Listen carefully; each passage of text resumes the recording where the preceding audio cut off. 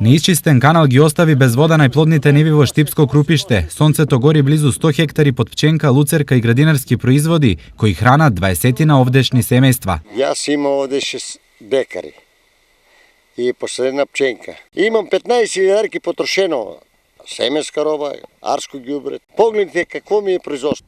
Топлината го уништува родот, кој е само 3 метри оддалечен од каналот за наводнување, но поради трева и ѓубре, низ него не доаѓа вода до нивите. Еден од главните проблеми е што не се изчистени каналите за вода и не може да повлече од реката.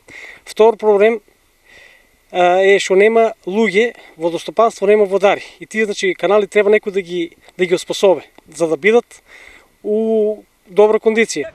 За ваквата состојба земјоделците се лути на водостопанство, од каде тврдат не направиле ништо за спас на нивната екзистенција. Оваа вода може да се искористи со мало средства тука со ова.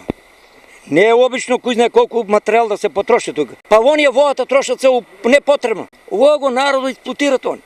Немат техничари, немат водари. Водарите са бали ки скочат у 7, у 9 ќе си дојдат. Од лошо бетере што сега дури и да се пушти вода, спас за родот нема. Ки изгоре ја губам другари.